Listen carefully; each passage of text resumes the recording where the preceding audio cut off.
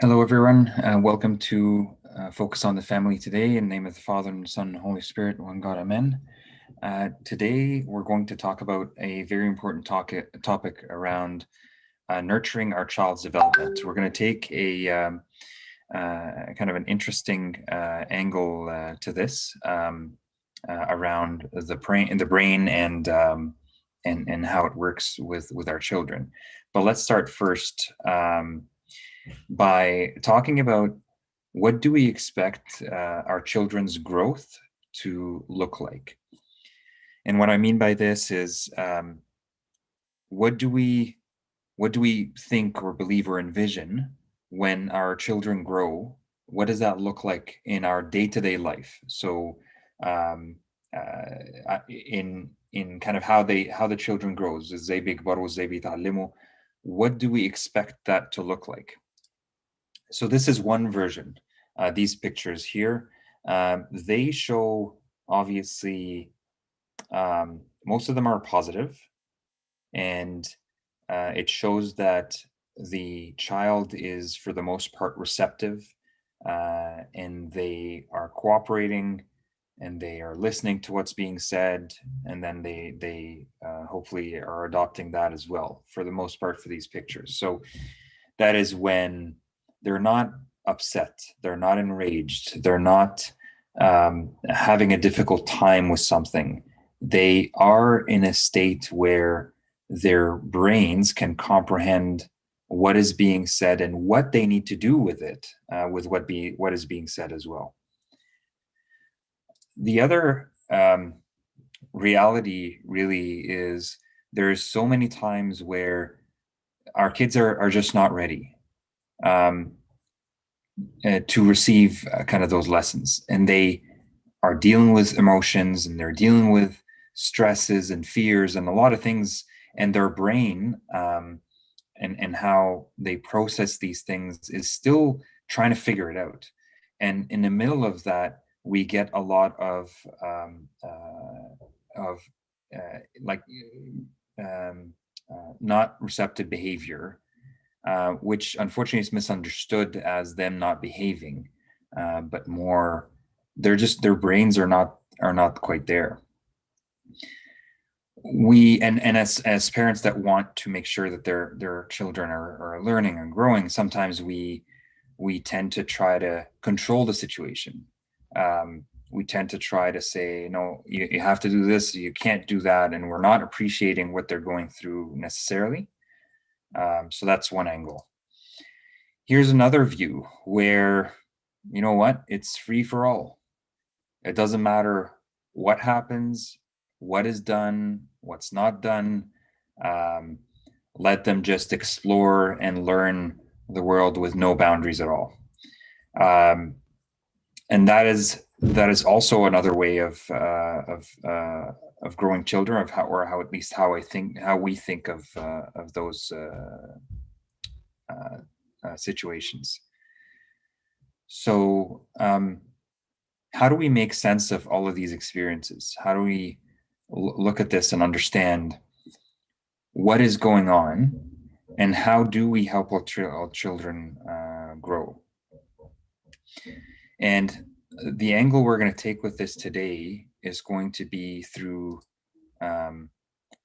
understanding what's the balance. And imagine if you are or your child is in the river of life, going down the stream.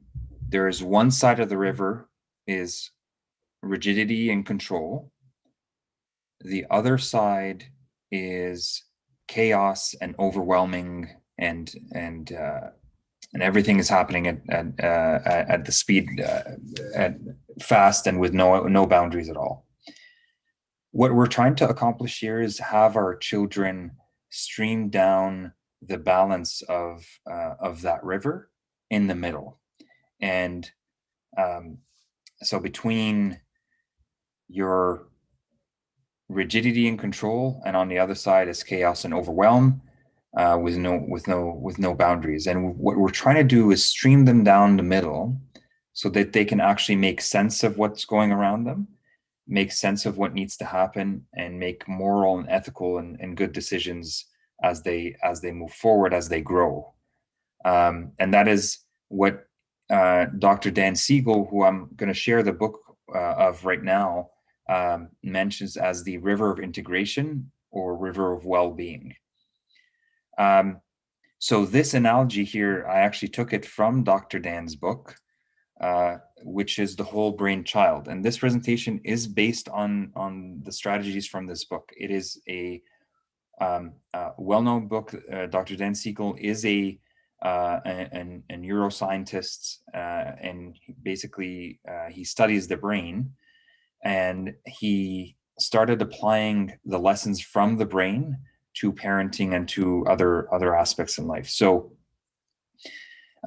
mainly relationships in terms of aspects in life. So with that, we're going to look into how does the brain work, and where does it go into to the strict control versus the chaos, and how do we help our children stream down the middle and grow themselves as they mature and grow older.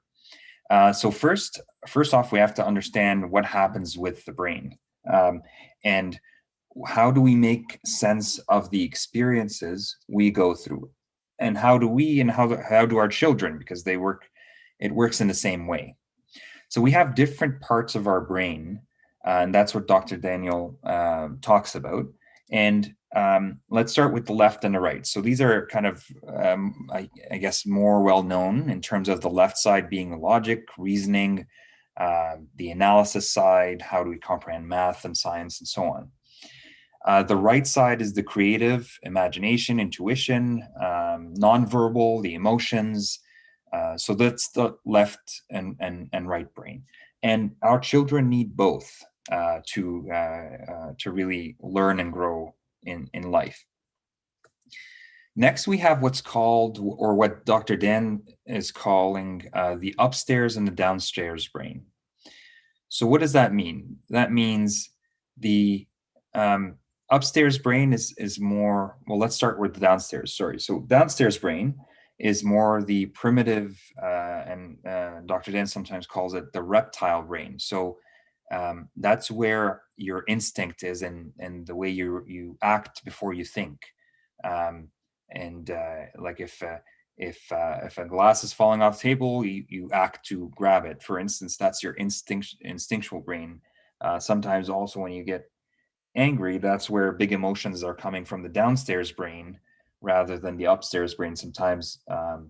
And that's a good segue to the upstairs brain, because that is where your brain makes sense of the downstairs emotions, the big instinctual emotions and anger and others, and makes sense of that and makes rational decisions based on that as well. So there's dimensions here. There's the left and the right, but there's also the downstairs brain, the instinctual brain, and the upstairs brain making logic and overseeing what's happening with the brain as well.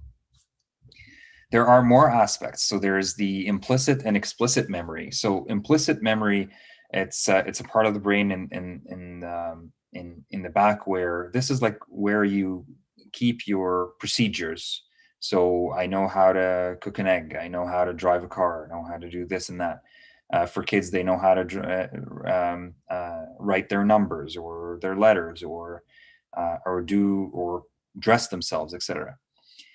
Explicit memory is actually where we capture the moral or the essence of an experience, and this is where the more kind of we integrate that properly, and we make sense properly of our memories and of our experiences, our children can then truly learn from that experience the kind of lessons that you can't really teach in a textbook sometimes. It's how do you become more empathetic, have more empathy with others? How do you deal with your own emotions? How do you respond in certain ways? How do you so on and so, how do you deal with fear? Like all so on and so forth. So that's kind of in the explicit memory, the explicit explicit memory side of the brain. So what's the goal? The goal in all of this. So there's so many parts in the brain, and so many things that help us really carry on our life.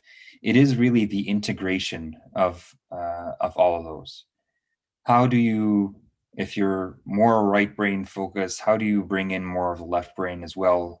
How do you balance the upstairs and the downstairs brain? Because the downstairs, as an example, the downstairs brain could be giving us signals that, hey, there's something that is wrong here, or I'm upset about something, but I don't know exactly what it is. But where the upstairs brain comes into place is, I'm upset about something, but here's what I'm going to do about it. Versus if it's only downstairs brain, I'm upset about something, I'm going to get angry about it and react, and so on and so forth.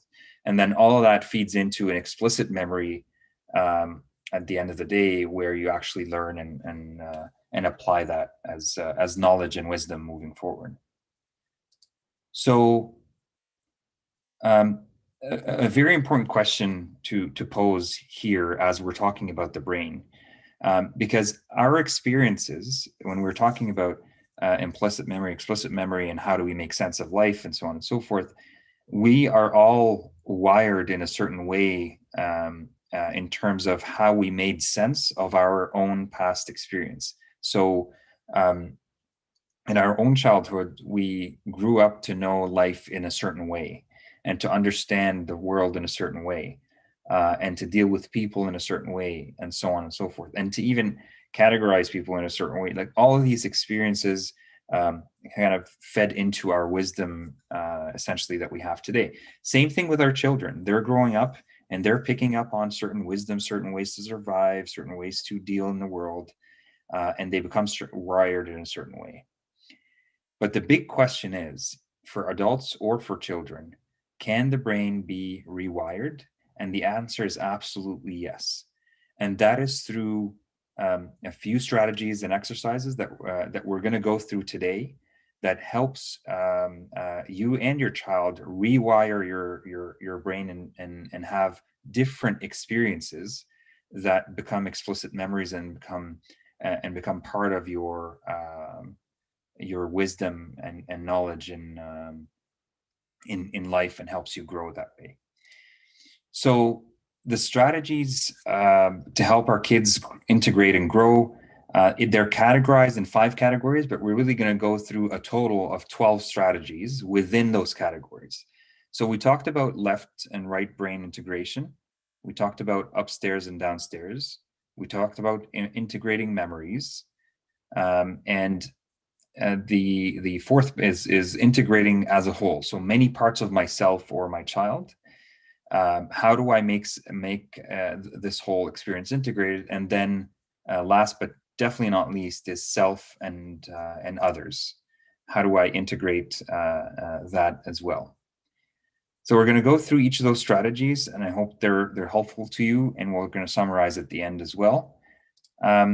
So first is integrating the left and right brain. The first strategy is called connect and redirect. And from that image, I hope you'll notice on the first image here, where the father is basically mimicking the child's reaction. And we're not, and this is more figuratively speaking. So what this is meaning to say is, understand how they feel first.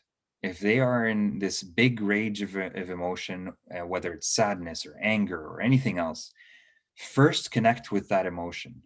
First acknowledge that emotion, appreciate that emotion first, before you try to redirect them to anything else. That helps the children feel that their feelings are accepted. They're allowed to feel whatever they're feeling, and then move it to the left side of a brain after connecting with the feelings. Move it from the right to the left side of the brain to start making sense of that experience and talk them through the situation or whatever discipline or anything else that you want to teach them. But start first by connecting to the emotion. Connect to the emotion first and then redirect. Second strategy is name it to tame it. This is also a left and right brain strategy. Basically, when our children including teenagers, by the way, as well, when we're having big emotions, when they're having big emotions, they need a way to express that. And Dr. Siegel talks about that emotions and feelings are mentionable and manageable. And that's something that our kids slowly will need to learn from us, that we teach them that you can say what kind of emotion you're going through. And by saying it, you can also help manage it, and you can take control of that emotion. It doesn't happen overnight, and it's not going to happen by just explaining this to them. It is going to happen by, on a day-to-day basis, being able to help them name their feelings so that they can tame it. And we're going to talk about having kind of a broader vocabulary of emotions around the kids, and teaching them that as well. So strategy number 3 is engage, don't enrage. It's again, and this is essentially, especially when they are just very frustrated or angry, and they just cannot and are not acting rationally. If we engage in the same rage, we are not going really to engage them in a learning dialogue and a growing dialogue. And by the way, this strategy 3, we're now talking about upper and lower brain, and that's why we're starting to talk about like big emotions. Like when our kids are enraged, they're just not in a place to talk about anything and logic through anything at all. There's just a huge rage of emotion that they cannot control. If we meet them with the same rage, we are going to disengage them and even enrage them a lot more as well. And they're going to be left with maybe an explicit experience, an explicit memory that like my parents do not understand me. And we get that a lot. I'm sure a lot of us get that as well. Like a lot of our kids just don't feel that we understand them that well. So strategy number 3 to integrate upper and lower brain is engage them, don't enrage them. So how do you do that? It's interesting. You actually use strategy number 1, connect and redirect.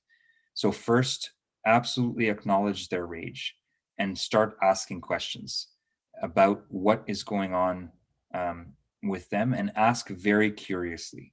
Don't ask in a way that is going to mean like to judge them, but ask in a very curious way what has led to that, or what happened, or open-ended questions are very, very good, like in terms of questions that are not yes no answers, they're open-ended for discussion, are very, very good. Examples of that are what do you feel right now? I want to help. What's going on? Do you want to talk? Those kinds of things will hope to engage them and not enrage them. Strategy number 4, it's called use it or lose it. It does sound confrontational, but it's not. It's really meant to exercise the upstairs brain. And what that really means is giving options for them and help them make decisions in the appropriate options they have. So, and this can go from little kids to even teenagers, if they're giving them money or allowances or whatever. Do you want to save for this thing that you wanted to buy, or do you want to buy this clothes or this anything else right now? What are your thoughts, right? And that's the kind of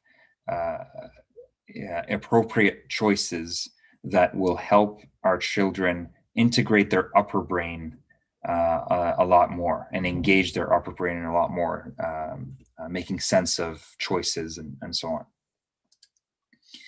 Number 5 is body movement. And this is more helping our lower brain actually connect when we connect to our lower brain more. So I know we talked about lower brain in terms of anger and big emotions, but that is not a negative thing. That is a signal of an intelligence signal. Basically, our body is sending us a message to say there's something here, either to be upset about, to be cautious about, to be anxious about, and then making sense of that is what helps. But it's not by dismissing our lower brain signals. So to integrate our lower brain, physical activity is one of the best ways and best strategies to do that. So our kids also are not in their heads all the time. They can also have their instincts engaged as well, which is important.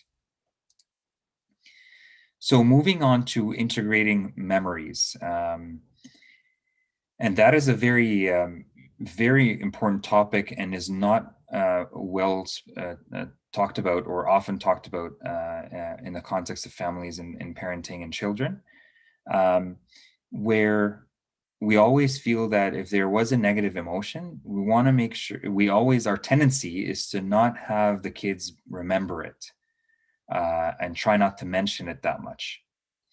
And that actually leaves the memory, and that's where Dr. Dan, from a scientific biological perspective, explains it leaves the memory scattered in their brain, and they don't know, in their brain and their body really, and they don't know how to make sense of it and how to bring that all together and integrate it, and make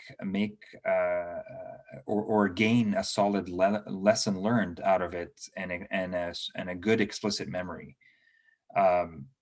So with that, we do have to reflect on memories. And in the pictures here, you see the good and the bad, right? So reflect on all memories. It doesn't have to be all the bad memories, but obviously the good memories. But with the not so good memories, it's important to tell the story or help the child tell that story to themselves. It's exactly what happened. So we'll take an example. If a child was, we'll take a very simple example, riding a bicycle and fell very hard, and they felt very fearful of riding a bicycle again. One way to help reflect on that memory is, I know, so first acknowledge that that's a big strong emotion on their side. So I know that this was very hard on you. This was a big fall. What happened in there? And then you can help them reflect. Did you kind of see that rock that you tipped over, and you flipped? And sometimes they'll stop you from talking about the memory, and you can go along with that, and you can say, well, let's talk about it later, or let's rewind, or you can even make a game out of it. So you can ask the child to, as if they have a remote control, as you're helping them tell the story, have them pause you or fast forward any areas in the story that they don't want to talk about. And that's fine to start with, because they're going to fast forward one time, you're going to continue with the rest of the story, which most of the time ends as, and we kind of put a bandage on you, and you now feel better and everything's going well, right? And then at some point they'll start making sense of, this was just a fall. Falls happen. How do I deal with that when I have a fall? What do I do next time so I can learn bicycles better, and so on and so forth. So again, it's a very simple example. The game of having a remote control, an imaginary remote control with your child, might help as well. But it's good to help the kids understand their memories.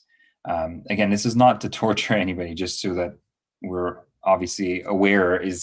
This is not to kind of push or force something through to help them understand the story, but this is to really dance with them in forming that story together, so that they can come out of it making some sense of that experience and not having that it traumatize them, essentially. And they can, with that experience, they can actually take it as an explicit memory and grow. So that's that. Number 7 is ask curious questions. And that really starts by being present first. So if we are fully present, fully paying attention to our children, doesn't matter how small the topic they're talking about, but we feel them engaged in a certain thing, in a certain emotion or certain experience, or they had something in their school that happened there we want to talk about, is asking curious questions.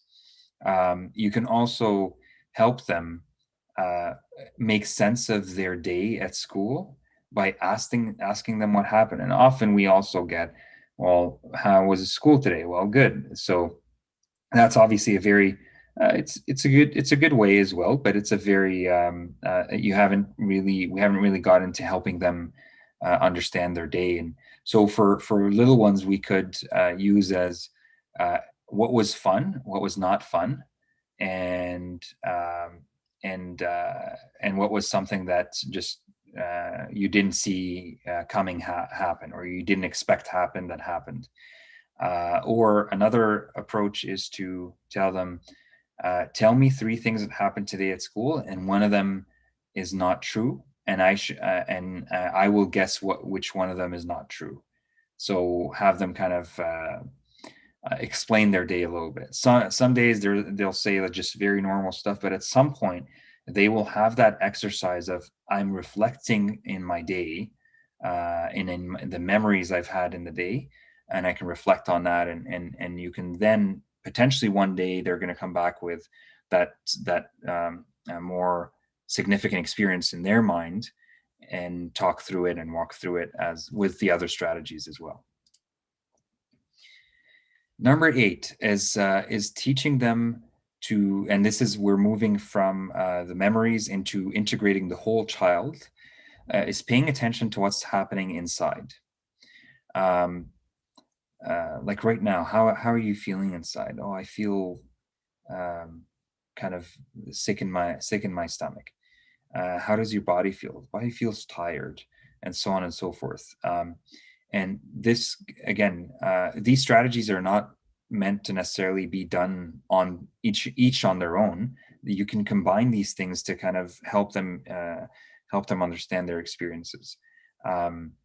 So it's another way for the children to reflect and exercise the act of reflecting into what exactly is going on, so I can make sense of it and help myself, and so on.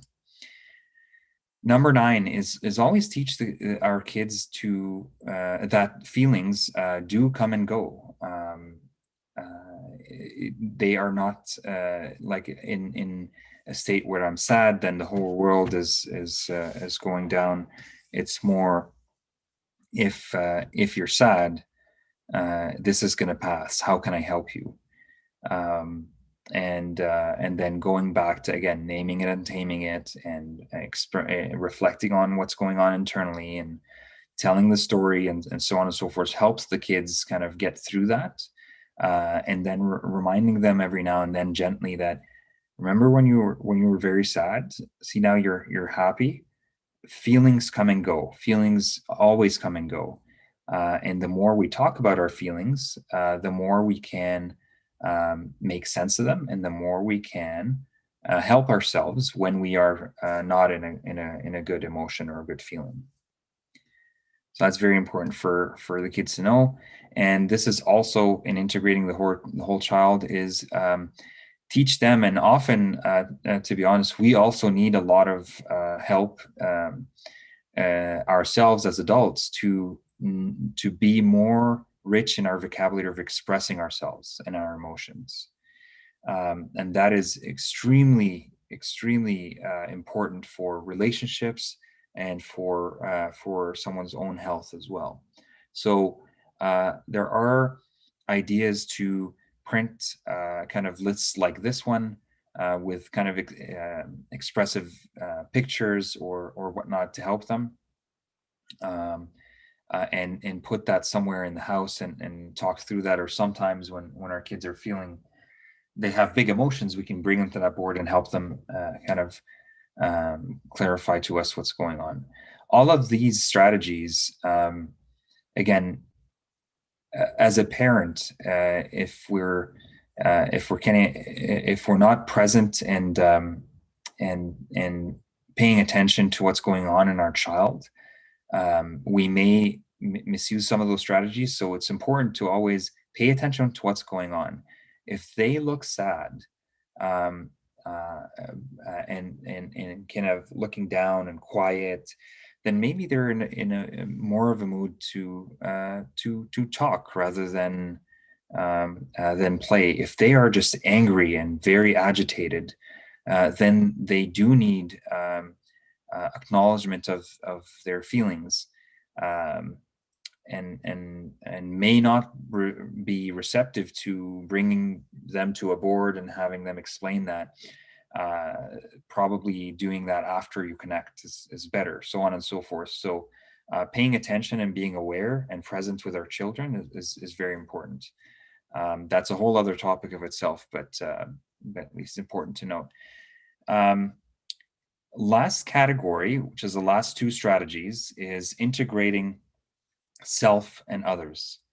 And the very key aspects to rewiring the brain that way and how we relate to others is having positive experiences as a family.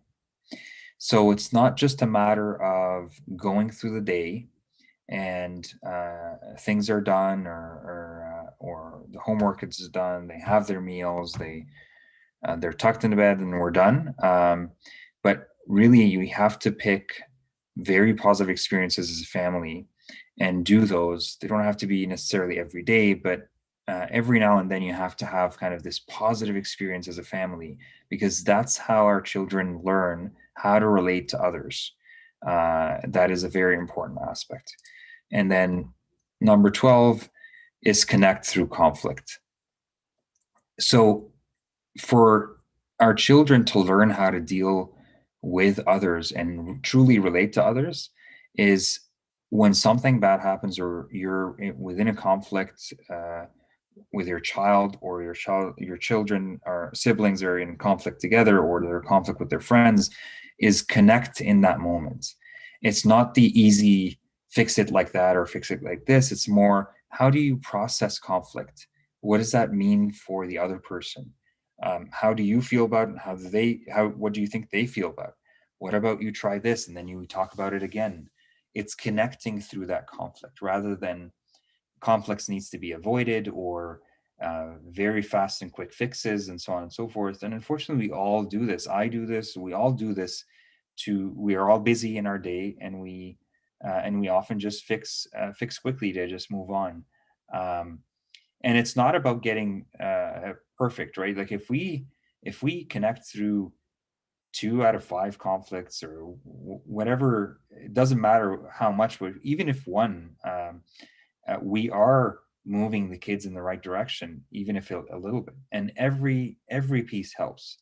As they're growing, they're wiring their brain as they're growing. So if they have this one experience where they had a very good experience with their parent to manage a conflict, they'll probably come back again when there's another conflict and ask for help. So even if one conflict you were able to connect with them on, they'll be able to come back to that. And coming out of it, they'll know how to relate to others, how to have empathy with others, and deal with their own conflicts with others as well. So these are the 12 strategies that the Dr. Dan Siegel talks about. It is categorized, as we talked about, in those 5 categories. And I hope this was helpful for you as parents to adopt some of these strategies and grow our children. Before we wrap up, I want to mention that for this service to continue to provide a good service and a meaningful service for everybody, we need your feedback. So we have a survey. It was sent over email last week, but I'm showing it here as well for all the congregation. Please go to this link. And again, it was also sent over email, and take the survey. It takes 10 minutes, even less. Just let us know what you think about this service.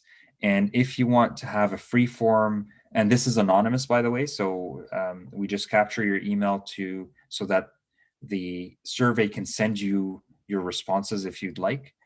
That's all, but it's completely anonymous. And otherwise, if you also want to share feedback over email, that's more than welcome. family@orthodoxy.ca. And let us know your thoughts, because it's going to be very, very important for us to continue providing a good service. So thank you very much. God bless, and we will see you next week.